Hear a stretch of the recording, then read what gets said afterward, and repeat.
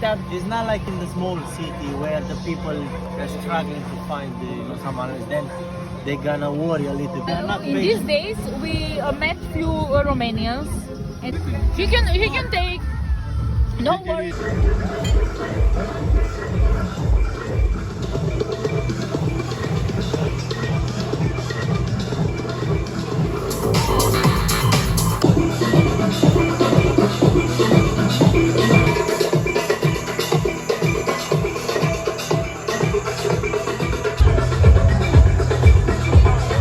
Yeah.